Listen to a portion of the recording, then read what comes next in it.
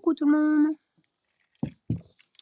Petit podcast live. On commence à avoir l'habitude. Tous les mardis matins, autour de 9 h, je fais une petite vidéo, un petit live. Alors il y a plus ou moins du monde, ça dépend des jours, ça commence à venir de plus en plus. Commencez à vous habituer. Alors je viens juste de rentrer de ma promenade matinale. J'ai pas tout à fait fini mon petit déj, enfin à l'instant. À l'instant. Ça va laisser le temps aux gens de se connecter. Aujourd'hui, je voulais vous parler un petit peu de la restriction cognitive. Si vous me suivez, vous avez commencé à capter qu'en fait, il y avait différents facteurs qui influençaient nos prises alimentaires. Le premier facteur du coup qui les influence, qui fait que parfois on a des craquages, etc. Et mon petit chat là-bas, c'est la restriction effective, volontaire ou involontaire. Des fois, on ne sait pas, donc on manque d'informations, et c'est là où les 3/4 des diététiciens vont vous aider en vous donnant les informations de comment manger.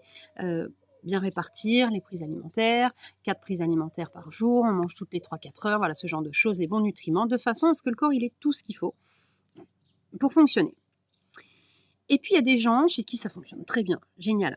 On a juste besoin d'un diététicien traditionnel, j'ai envie de dire, qui n'a pas de spécialité, qui n'a pas d'autres casquettes, parce que c'est suffisant. Pour beaucoup de gens, c'est suffisant.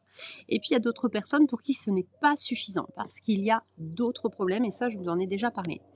Le problème numéro 1, et c'est ce dont on va parler aujourd'hui, suite à ça, t'as beau tout savoir, tu sais ce qu'il faut faire, mais tu n'y arrives pas.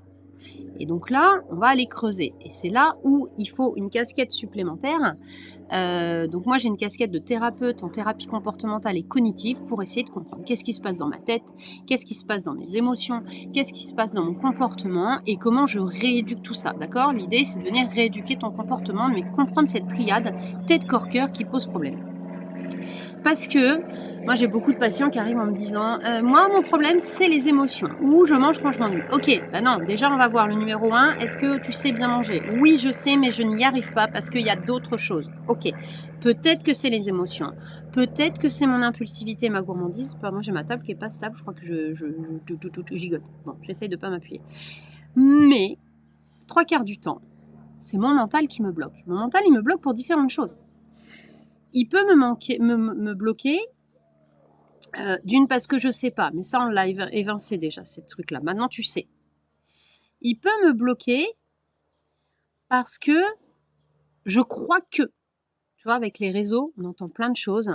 Ah, je crois qu'il faut supprimer les féculents le soir pour perdre du poids. Ah, je crois. Mais en fait, on est dans une logique de restriction. Et c'est pour ça que ma tête, elle me bloque, d'accord? Il y a d'autres petites choses qui font que ma tête me bloque. On n'est pas dans les restrictions cognitives, on va être sur les choses un peu où c'est le mental qui m'empêche d'avancer, sur des idées reçues. Et ça, on en reparlera une prochaine fois, par exemple sur la gourmandise ou sur le fait de trop manger. Des fois, je mange trop. Pourquoi? Parce que moi, je suis de la génération, tu sais, où il y a eu la famine en Somalie quand j'étais à l'école primaire et qu'on envoyait du riz aux petits Somaliens. Je ne sais pas si ça te parle, ça. Et du coup, j'ai grandi avec cette idée de finis ton assiette, il y a des enfants qui meurent de faim. Et ça, il y a des gens que ça vient perturber, qui se disent, je mets dans mon assiette, mais même si j'ai plus faim, en fait, il faut que je finisse mon assiette parce qu'il y a des enfants qui meurent de faim. Sauf que si tu n'as plus faim, ça paraît illogique. Mais bon, ça, c'est une autre chose. Je vois qu'il y a du monde qui arrive un petit peu. N'hésitez pas à me noter des commentaires, à me noter des choses, à me faire des coucous pour me dire que vous êtes là et que vous suivez. C'est toujours sympa. Et puis, si vous avez des questions, n'hésitez pas. J'y reviendrai à la fin. D'accord? Il n'y a pas de problème. Donc là, aujourd'hui, que je ne perds pas trop le fil de mon idée, parce que ça, je suis capable de faire, si vous me connaissez un petit peu, on parle. Aujourd'hui, je vais vous parler de logique, de régime. C'est ça que j'ai noté dans le titre. Oh, je ne sais même plus ce que j'avais pas prévu de parler. De logique, donc de restriction cognitive, de mental qui me dit je dois faire attention à ce que je mange et je suis coincée dans cette logique de régime. Ok, c'était ça. Ah, je ne sais même plus. Bon, c'est pas grave, allez, on va parler de ça. Au pire, je changerai le titre après. Bah ouais, parce que quand mon mental, il me dit je dois me priver, je dois faire attention pour perdre du poids, je dois faire ceci, je dois faire cela. Tu es en mode régime. Du coup, tu es totalement déconnecté de ce qui se passe dans ton corps. Donc l'idée, c'est de venir reconnecter tout ça. Pour reconnecter, comment on fait? En fait, moi, j'ai une méthode en 3 étapes. première étape, je suis désolée, j'ai oublié de déconnecter le son de mon téléphone. Première étape, c'est connexion. Connexion, c'est quoi? C'est observer. Ok, je suis dans telle situation. Je me mets en restriction. Et du coup, je craque 2 heures après. Comment ça marche? Comment ça marche cette histoire? J'ai envie de manger, mais faut pas, parce que c'est juste une envie. Il faut savoir qu'il y a 80% des envies qui sont au final des besoins physiologiques. Ok? Et ça déjà, quand tu le sais, ça va t'emmener à prendre un peu de recul et à te poser des questions. Parce que jusqu'à présent, ce que tu as fait de te mettre au régime. Alors, il y en a plein qui me disent « Ah, moi, je suis en rééquilibrage alimentaire. Du coup, ouais, on est dans l'hyper-contrôle. Quand tu es en rééquilibrage, très souvent, on a plein de personnes sur les réseaux qui te vendent des trucs. C'est un rééquilibrage. Voilà, c'est un rééquilibrage de rien du tout parce qu'en fait, tu es dans l'hyper-contrôle. Alors, des fois, c'est aidant. Attention, hein, je ne suis pas en train de cracher sur quoi que ce soit. Des fois, c'est aidant, mais il faut voir.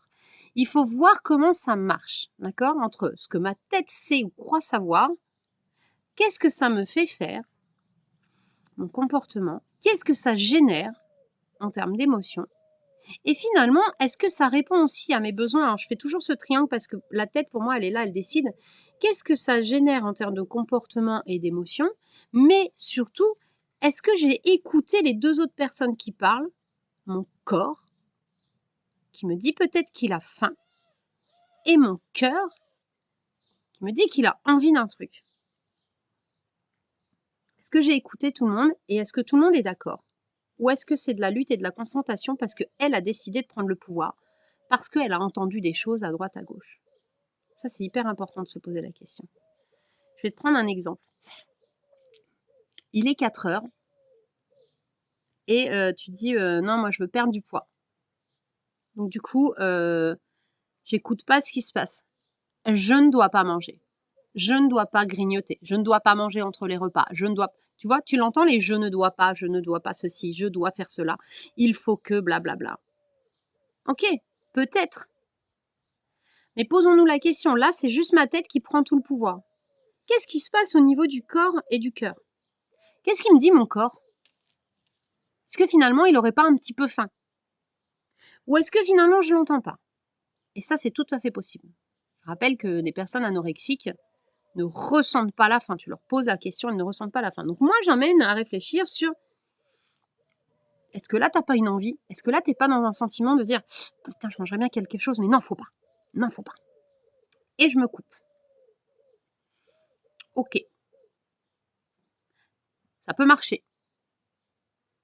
Mais je suis sûre que tu l'as testé. C'est la logique du régime. Ça marche comment? Sur le long terme. Parce qu'on est totalement d'accord que sur le court terme, ça fonctionne. Hein. Si on arrête de manger, qu'on saute le goûter, etc., on tient. Moi, j'entends tous mes patients me dire c'est cool, la semaine je tiens, mais mon problème c'est le week-end. Le week-end, je craque. Bah ouais, parce que ta tête, elle t'a dit de ne pas goûter, il faut aller pas manger entre les repas, etc. Coucou maman qui arrive. Mais par contre, tu accumules un déficit calorique sans t'en rendre compte. Et le week-end, tu te dis quoi? Il y a les pensées permissives. Ouais, c'est le week-end, je me fais plaisir, blabla. Mais au final, tu exploses tout. Tu exploses les compteurs. Et ça marche pas. Et ça, c'est pas cool. Tu vois. Parce qu'après, qu'est-ce qui se passe au niveau émotionnel?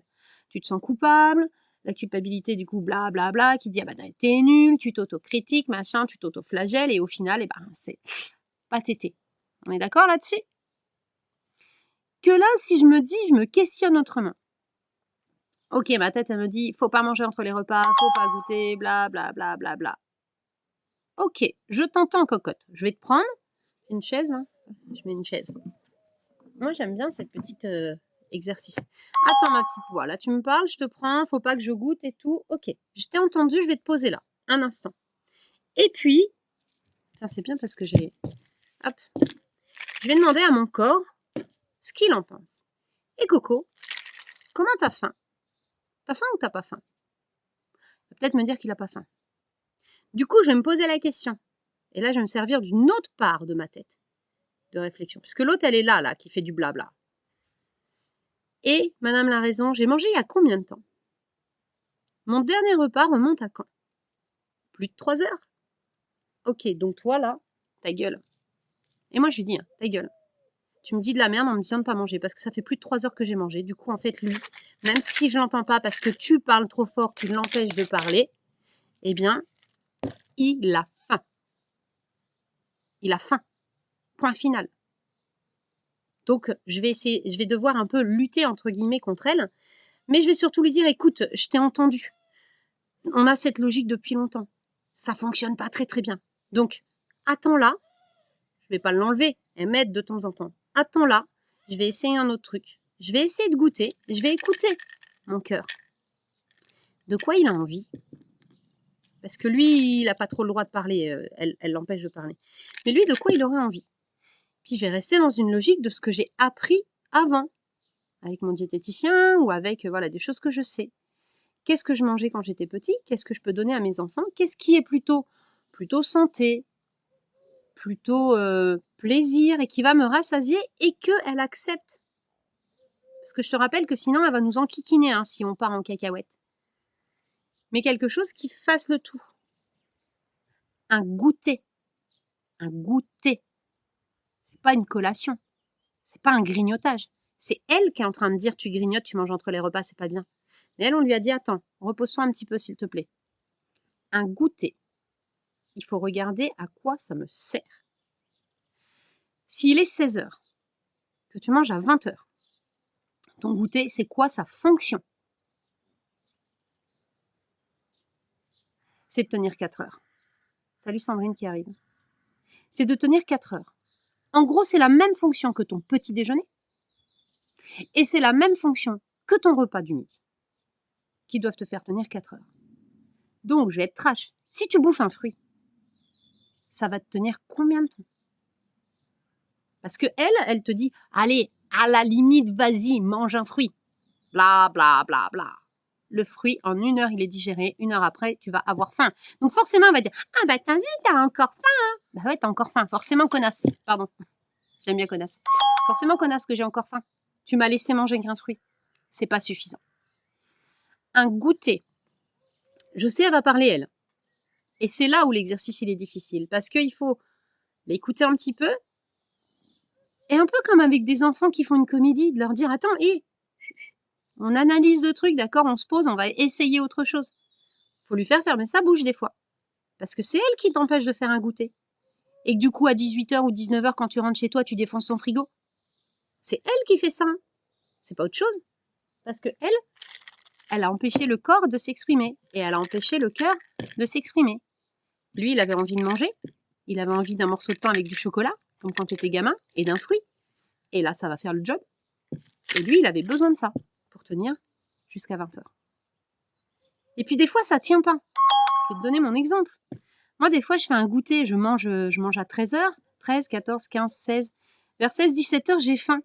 Mais des fois, je mange pas assez. Et du coup, à 19h, j'ai encore faim. Mais ma tête pourrait me dire, ah bah non, on mange dans 1 heure, etc. Mais qu'est-ce qui se passe? J'ai appris à me connaître si tu t'écoutes un petit peu. Qu'est-ce qui se passe si à 19h, tu commences à avoir un peu faim et tu dis, bah non, je vais attendre 20h? Eh ben, quand tu vas préparer ton repas, eh ben, tu vas picnoucher. Tu vas grignoter parce que lui, il a faim. Et tu peux pas lutter contre ça. Enfin, si, tu peux. On arrive un petit peu. Mais ça marche jamais sur le long terme.